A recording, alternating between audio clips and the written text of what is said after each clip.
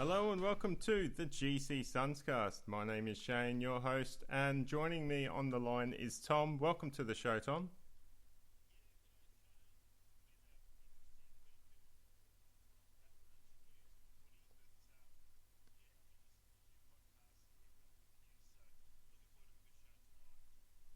Yes, we've got plenty to cover tonight. We've got Twomey joining us on the show. We've got some news coming out of the members' meeting that happened moments ago. And we've got a potential return to football for the AFL and the Gold Coast Suns.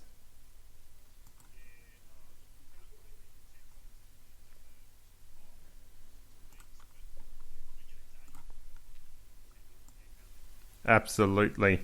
All right. Let's get into the show. Let's start off by thanking our old soul Patreon donors, Jack Stad, Paul Vosti, Dale Snelling, Brody Burgess, Kate Kelland, Chris Moore, Robbie Fiorini, Tom Kim, and Tim. Thank you for supporting the show, guys. Your support is greatly appreciated. And with that, let's get into talking about some of the news coming out this week with the Gold Coast Suns. Let's start with... Well, let's start with what's happened in the members' meeting, because that's just happened. It was good. Got a bit of feedback from the club on how they've been handling the COVID crisis. Obviously, a lot of the support staff and people employed by the Suns have been stood down, but they're still most of them are receiving job seeker, so not all doom and gloom there, and JobKeeper, and it looks like the club's making plans for football to happen this season, which is good. We're starting to hear about that from the AFL. We discussed last week about the Suns having a hub. Apparently, that was pretty much given a green light. An AFL hub with up to 9 other teams in southeast Queensland. However, apparently 48 hours later, they had decided to explore the option of a fly-in, fly-out season. So as to what exactly that means, we don't know yet. But it does look like football is going to go ahead. The other news we've heard is it doesn't look like we're going to have a NEAFL competition this year, with the AFL ruling out there will be no AFL listed players to play in second tier competitions. So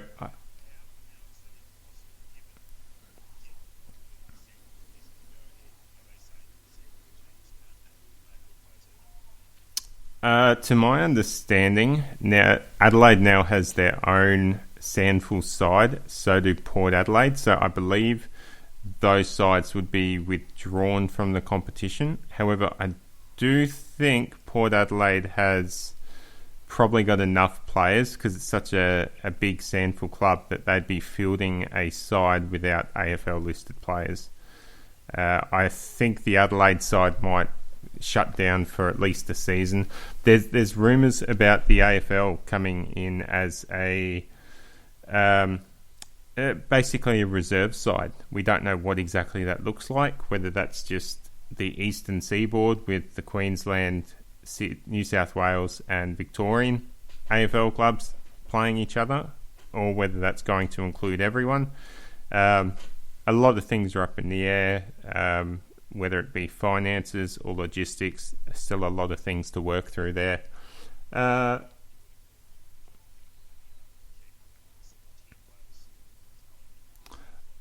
think it's more along the lines of testing and the logistics with that, having the players exposed to so many different things, maybe that aren't as rigorously tested as what AFL players are.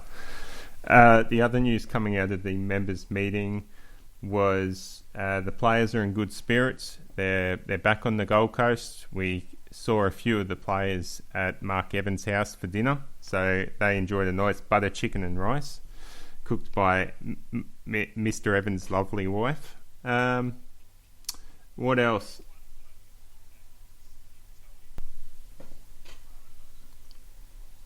Yep, and the hot topic of the night from the members' meeting was memberships, and the club will be coming out within the next couple of weeks on what they are planning to do. I can't say specifically what that is, but it does seem like they're going to be very flexible with what members want, whether that's a refund, whether that's full 100% support, or whether that's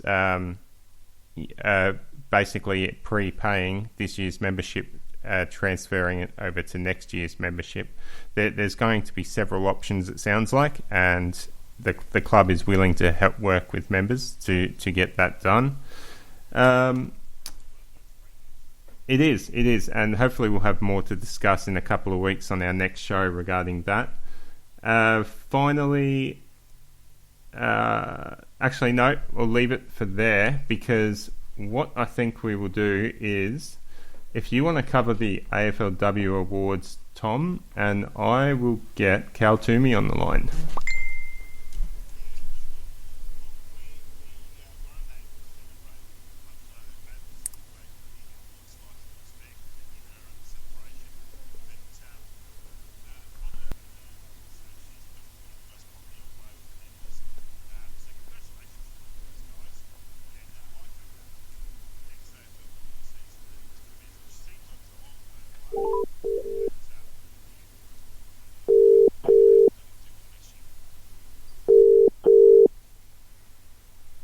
Twomey. G'day, Cal. It's Shane from the GCSUNScast. How are you? Hey, Shane. How are you, mate? Good. You're live on the air of the GCSUNScast. How's life in Melbourne at the moment? It's really good. Yeah, we're getting through. It's probably a bit nicer to be in isolation up in Queensland, I'd imagine, given the weather. But yeah, we've managed to get through, and hopefully there's some footy on the horizon in the near future.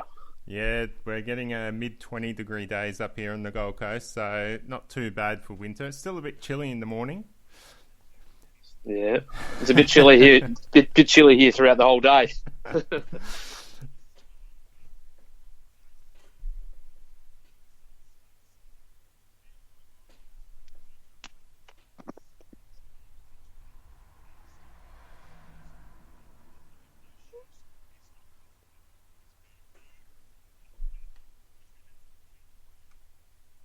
Oh, you're just cutting out there, Shane. That was Tom. Can you hear Tom? No, I can't hear Tom. Oh, okay. No, right. Sorry about that. Some audio issues there. It's the new laptop.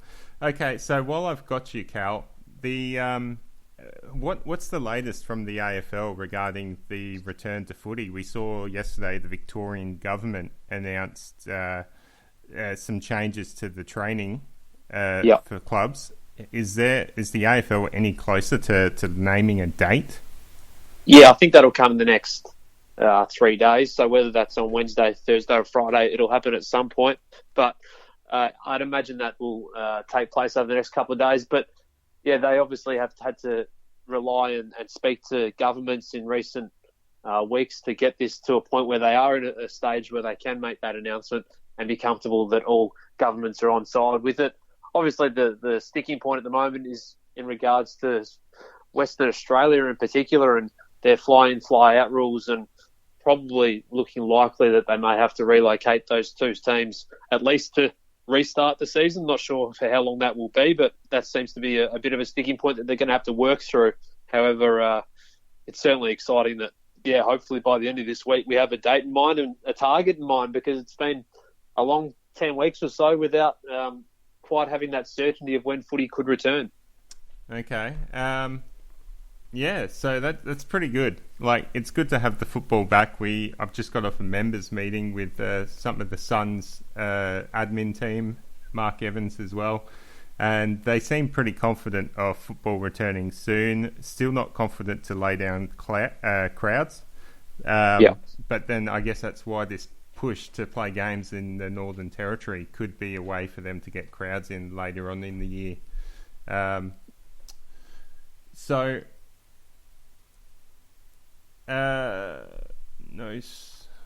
I can't even read my own handwriting here. So have you heard any more about the with the NEAFL being shut down, essentially with the second tier competitions, have you heard any more about a potential reserve side set up by the AFL featuring only AFL teams? Yeah, there's been discussions around that, and look, I think that it's a reality of the AFL situation at the moment, whereby its focus and priority is all on the top level, and once they can get those plans sorted, a lot more can be done underneath that. So clearly the second tier competition falls within that bracket, that it's not in the ultimate priority right at this stage, but it will be as soon as things can start ticking along at the top level. But yeah, there is potential of reserve competitions, and in terms of the NEAFL competition, I wrote last week around an Eastern Seaboard competition potentially next year, whereby the 4 northern clubs send their reserve sides to be a part of the Victorian competition. There could even be a Tasmanian side be a part of that too. But I think the likelihood of a combined side between Gold Coast, Sydney, Brisbane and GWS, their players, which has been flagged earlier in the end, that certainly was an option at that point. I think that's more unlikely considering the people I've spoken to around what that could look like in 2021. Yeah, I can imagine a lot of the people involved at the clubs wouldn't have been happy with that. That would affect their structures and their inside knowledge. Yes. Potentially leaking out through those sort of collaborations. Yeah, correct. You there, Tom? Can you hear? Not getting Tommy. No. Okay. I don't know what that is. We'll just have to make do for this for now. All right. Well, let's get stuck into the real reason why we called you, Cal. What's the go with the Gold Coast Suns jumper? Why is it? Look, I just feel like it was such a missed opportunity at the start of the Suns to create a jumper that was striking and had that really strikingly yet classy mix. And look, I loved what the Giants did with their jumper. I feel like they've got that perfect balance, but I just find the Suns jumper a little bit confronting. I think if I was picking a ladder based on jumpers, the Suns would probably be in 18th place. So, and you know, guys, that I'm a big fan of the Suns, and I like a lot of what they do, and I've spent time internally at the club, but I just find it a little bit too obtrusive, that jumper. I think it needs to be more traditional. I want to see some shapes on there, not just a logo on the front. I think it looks too much like a training jumper. Not sure what your view is. So I gather, it's a view that differs by Suns fans. Some like it, some don't like it. I presume for the same reasons that you feel. Do you think it's too similar to Carlton? Because I feel like it's a similar sort of logo in a way. It's just not the monogram, but it's basically a single thing right in front of the Guernsey with a simple colour behind it. Yeah, probably. I mean, you're probably right, but maybe we've just become accustomed to the blue and white, or navy blue and white anyway, colour matching up rather than the Suns colours, which may be a little bit bright on the eye. Maybe it's just because I'm colourblind. Maybe that's my biggest issue. But I just find that colourblind. Yeah. In different colours here and there, but fun fact. No, so it's an interesting one, but I do feel like the Suns jumper could be slightly improved. Maybe that's the next stage for the Suns, although they haven't really shown any interest in improving it or changing it across the years. Well, I did put the question to the Gold Coast Suns on the members meeting earlier tonight, and Stuart Dew's response was he's never been any good at art and Photoshop, so he's not going to go anywhere near that issue.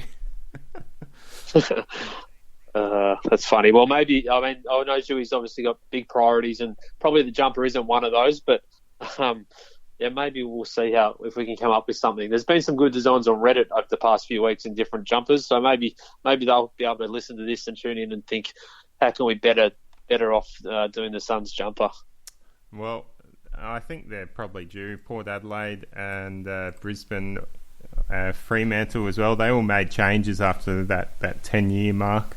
We could see the Gold Coast Suns do something similar. All right.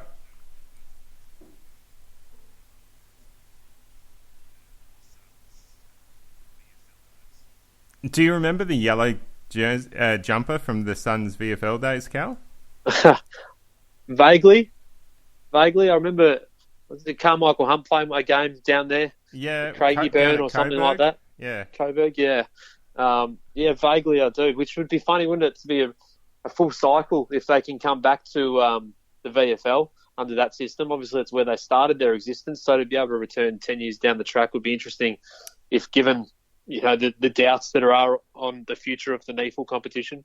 Yeah, it is interesting. I guess that's one of the knocks the NEAFL's had for the Gold Coast Suns in particular, is that it's not a great place for developing talent.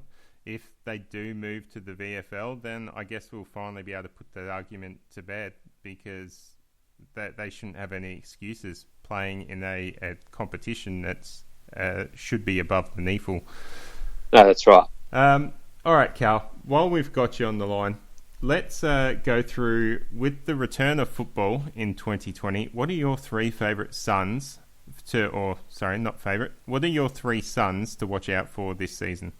Well, they might end up being my favourites, and I've got a few favourites at the Suns, but the first one is Benny Ainsworth. I'm just really excited to hopefully see him play a full season of footy. There's been so many interruptions and niggles for Ben throughout his time at the Suns, but I feel like, I know he's had a good pre-season. He was pretty solid in round one, and what was a disappointing outcome for the team on the whole, but I feel like this is the season and a good chance for him to really step up to that level. Know he's keen to do that, have that midfield forward role. I've watched Ben's progress over a number of years now, and I'm really aware of the talent that he has and the ability that he has, and looking forward to seeing that at AFL level. But I think he was sort of on the verge of doing that last year before injury struck, and that's been the case for him a couple of years running now. So I feel like if he can get to that point where he plays 22 games or not 22 games, but 17 games in the case of this season, that we'll see giant strides for him in his career. He just hasn't had that sort of continuity throughout his career so far. But look, I'm a huge rap for him. I want to see him in the midfield a lot, but I also like to see him go back to the player that was drafted for his strong marking overhead for a player his size, and to be really crafty around goal, because we know how dangerous he is with that too. So, yeah, big fan of Ben Ainsworth, and feel like this could be his real breakout year. Yeah, I'm a real fan of Ben Ainsworth. I hope he does come out this season. Who's your second? Another long-term favourite. We actually, a couple of boys from our Going Places series. So we did Ben Ainsworth in 2016. We followed Ben through his draft year. And in 2014, the first year we did Going Places, Lockie Weller was part of that initial crew alongside Paddy McCartan, Jared Pickett, Christian Petrarca, and Weller was in that group as well. So they all went inside the first 14 picks. Two of those players are out of the game now already, which is interesting, sort of only 5 or 6 years on. But yeah, another player who, I know he's played nearly 100 games, Lockie, but I feel like we haven't quite seen the absolute best of him. However, speaking to Lockie at the State of Origin game, and also Stewie Jew at the State of Origin game earlier in the year when Lockie was the only representative from Gold Coast, you could just see the confidence that he took out of that game, and his speed, his class with the footy. It adds something to what the Suns have in their midfield mix. Not saying that the Suns midfield is slow, but I feel like his pace can really bring something that isn't as readily available to the Suns midfield group. So particularly when you add in Hugh Greenwood to that on-ball brigade, I think that he was ready to take a step up with his footy this year and take the game on a little bit more and back himself a little bit more. So, yeah, I think Lockie Weller will be a prospect and a player for the Suns to really hinge some hopes on this season. Yeah, Lockie Weller breaking through to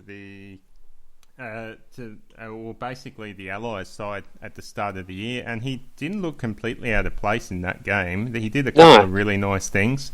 So yeah, I think you're right. Lockie Weller could really come through there. Shane, if I can jump in and get you to relay a question.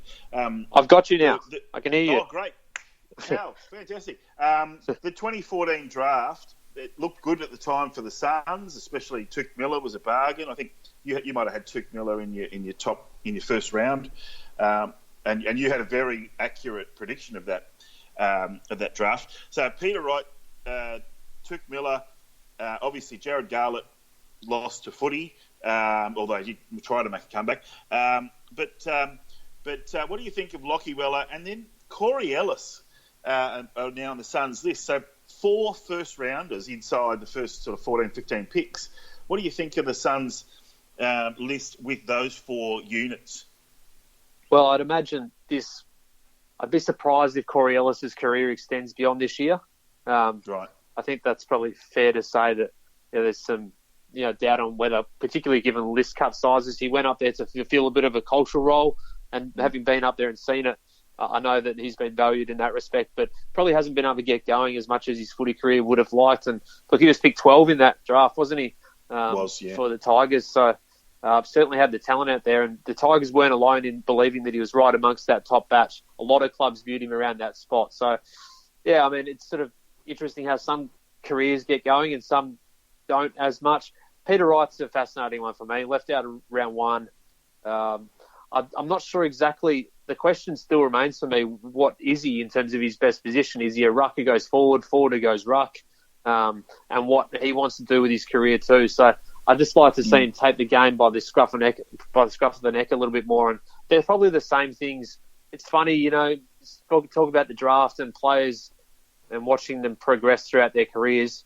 A lot of players don't change that much from their draft period. Some get better and improve, and some are on the development scale. But a lot of the tendencies of players around that age group still stick with them. What in this case 6 years down the track. And I think the same questions we had about Peter Wright and where he plays his best footy at that point, which probably saw him get to pick 8 in the draft, are probably pretty similar now. With shortened games, Peter Wright's possibly going to find himself left out, given that Jared Witts is just a dominant player and he can play 80% of games, and that's all he's got to do. And if someone like Sam Day, if they think he brings a little more, he's only got to chop out a little bit rather than 20% of the time. Correct. So, yeah, I mean, it's and Jared Witts obviously has been such a huge recruit in previous years, and the co-captain. So that he's going to be able to ruck most of the game. So they probably don't have to require that role as much. And and obviously Ben King's come along in the forward half, so there's real hope for him to be able to jump in and do some damage straight away. So it's an interesting place for Peter Wright, but he's contracted for a couple more years too. So obviously he's got that security. Well, that's right. Well, look, I'll let Shane come back in because he's got the run sheet, and like you guys yesterday, I've drifted a bit off the run sheet. Yes. Well, now that we've got you on the line again, Tom, why don't you tell us what 2 of your 3 sons to look forward to watching in 2020? Yeah, well, look, at the beginning of last season, you asked me who would be the Suns' leading goal kicker, and I said not Alex Sexton, but he proved me wrong. He's really improved every single year, and that's something that, I mean, Cal just sort of mentioned it. Some players just don't improve, that you get what you drafted, and it's never going to really get that much better. But Secco's, he's a local product. He's from within the Suns' zone. He's the only player to have lasted from his draft year that hasn't been cut or traded. And yeah, he's just got great forward craft, and with the excitement around the young tall forwards that we've got, having someone like him who can lead by example and pretty much captain that forward 50, he's just terrific. And the other fella who I just love watching is Sean Lemons. I mean, he's noted around the club that nobody tackles with more intent than Sean Lemons. I think he's been given a real boost by having Isaac Rankin. The two of them live together, they train together, they're good buddies. So I think he's really having a second wind, and I wouldn't be surprised to see him front and centre when it comes to the Suns resuming against whoever it is, because it's not going to be Geelong. Well, you two have gone with some normal choices there, let's put it. I mean, Cal, you've selected some breakout potential from recent drafts with the Suns, and Tom, you've gone for a few mainstays at the Gold Coast Suns. I'm going to go for a couple of new players. First of all, Brandon Ellis moving over from Richmond to join the Gold Coast Suns, he fills a much-needed position on the wing, and we saw some very tantalising prospects from him linking up, trying to get that connecting kick into the forward line that the Suns have struggled with for many years. So it's going to be great to watch him run and get involved and show also the sort of leadership he can provide for the Suns in 2020. And my second is Hugh Greenwood, former Adelaide Crow, former basketballer. He provides a bit of grunt and engine power in the middle of the ground for the Suns, and we saw him impressively throughout the preseason be able to clear the ball, withstand tackles, and still get a clean possession out to a runner. So I'm looking at a couple of new recruits that I think are going to be a great source of entertainment to watch if we're all stuck at home in our living rooms watching the footy. So, Cal, who's your number one player to watch in 2020? It's Isaac Rankin. I've been leading the run for him over the past couple of years. He's my most exciting player. I've almost seen it under 18 level. Obviously, that's the area I sort of focused most of my energy and time on, and he's clearly one of the most exciting players I've seen come through the system. It's been a disaster not to see him at AFL levels yet. He's going to have to have waited a year and a half at an AFL club before we actually see him play a senior game. But yeah, I just hope Dewey picks him round 2 when he gets that game out of the way, and then he can stop thinking about it, we can stop talking about it, and he can go on and do great things for the Suns because, yeah, his talent is extreme. And like I said before about, the pace Lockie Weller brings, well, he's got that pace at ground level.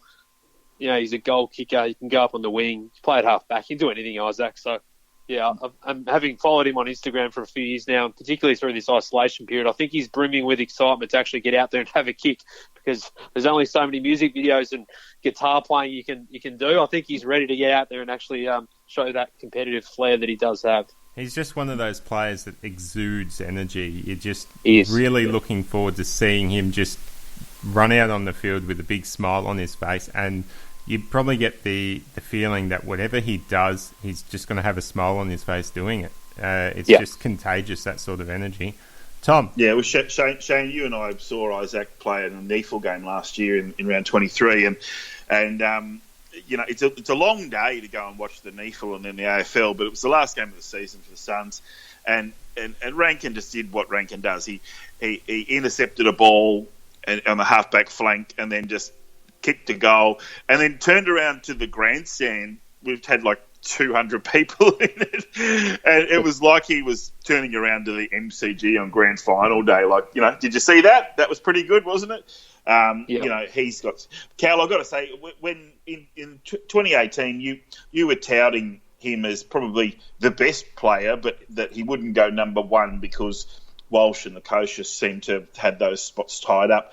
And then I watched the national championships, which wasn't really a final, but it kind of worked out that way, didn't it? The winner was going to win the comp, and South Australia had the game sewn up at quarter time, and it was all Isaac Rankin. Yep, that's correct. I can't remember if it was 3 goals in the first quarter. I think it was, though. I think he might have finished with 5 that day.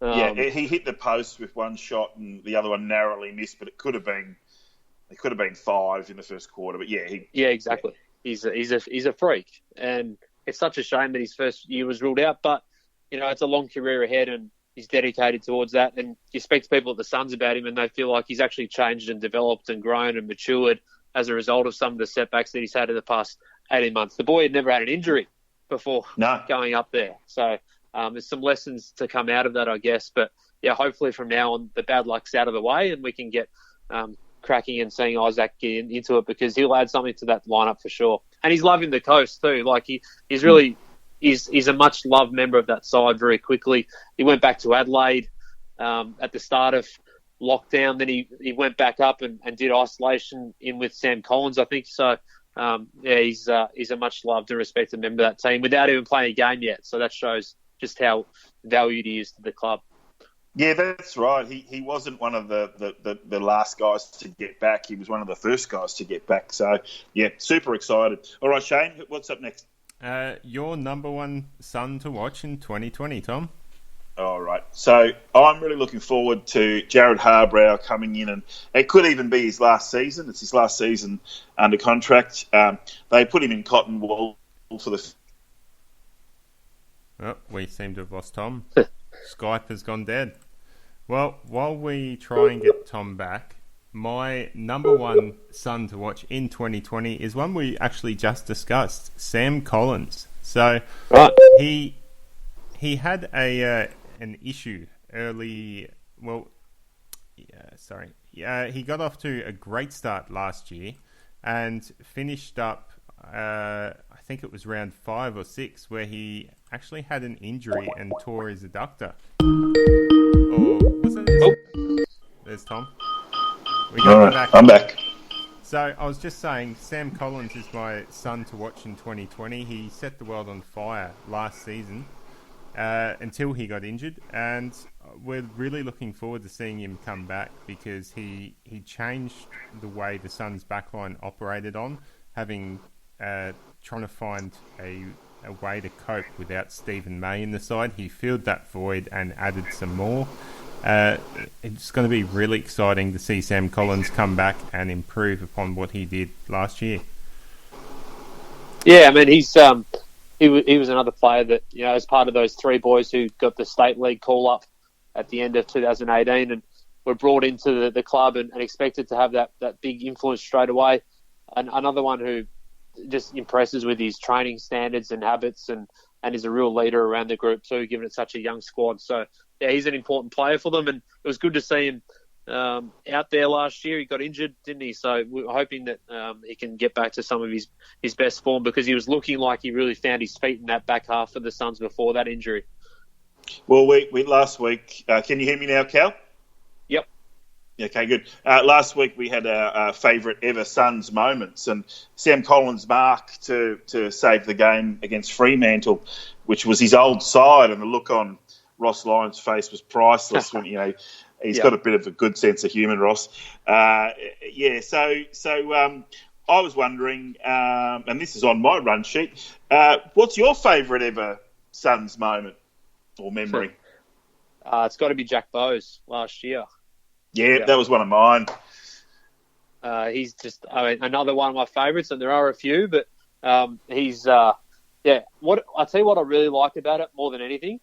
It was a great moment. It was an end-to-end game. Suns should have had it sewn up a little bit earlier anyway. I think it was Alex Sexton that had a couple of flying shots, wasn't it, from memory? Yep. And probably could have passed off. But what I love most about it, and this is a bugbear of mine that a number of players in the competition don't do it well enough, is that he kicked on his wrong foot. So if he hadn't have been able to kick on his left side, that game wouldn't have been a Suns win because he couldn't have had time to check side that off his right foot. Just wasn't going to be able to be possible within the parameters of that clearance or stoppage. But he'd been trained. I know his dad Wayne would have trained him to kick on his left side growing up and make sure that's a priority for him, and he able to snuck it through. So it just showed to me and proved to me that players at AFL level, not all of them can do it, but they all should be able to do it, and Bosey won a game being able to do it. Did you know that he, before that game, he boasted to Stuart Dew that he'd win the game off his left foot kicking a goal? Really? And that's why that look on his face was like, oh my God. So, yeah, and Wayne Bowes will be listening too, Cal. So, we'll say good day to he's to a Wayne. Great man. He's a great man. And you've obviously met him, so there you go. Yep. Yeah, it was a good moment, wasn't it? And at that point, you sort of thought, well, can they get on a bit of a roll here? But obviously things didn't go that way. Hopefully we see a bit more of Bosey impacting games like that in coming seasons, and particularly this year. But he's another versatile player for the Suns, isn't he? He can play off half back if you have to use him there. Midfield is where he probably ends up long term, but has shown the ability to make an impact around goal. So do you think he could be a Luke Hodge type half-backman? He hasn't reminded me of Hodgie just because, I mean, a strength of Hodgie was probably the aerial marking and jump across packs. And I'm not saying that that's not something Jack couldn't do or wouldn't do, but I just haven't seen that sort of side of his game as much. I feel like he's just going to be a really good midfielder, and that'll come, and it's probably not a bad learning for him to be playing, out around the square rather than full time in it right at the moment. Yeah, sure. Great insight. Well, we've had some questions come in for you, Cal, from our listeners. The first is from Mount Isa Mustang, and he wants to know, what do you think Lukosius's best position is? Centre forward.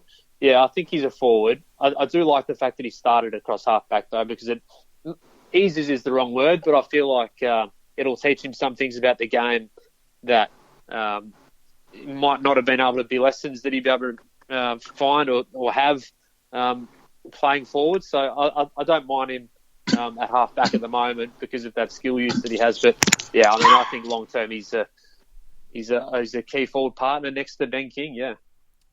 Well, we look forward to seeing Lukosius start kicking some goals. Yeah, we haven't seen much from him when it comes to that, but it's a thought that many Suns fans ponder as to whether Lukosius is better back and forward. I think Ben King. We were asking the question of Ben King early last season. And I think that's pretty much been settled, that debate. He belongs down at full forward, I think. Do you agree? Yes. Yep. Yes. I mean, the best thing about Ben King is he can do anything, really. But what he showed in the second half of last year was ultra exciting. And he's a driven young kid. He's very smart, knows how to work the game. I feel like he's going to be a top quality player for the Suns for a long time. And, I think you're right. I think...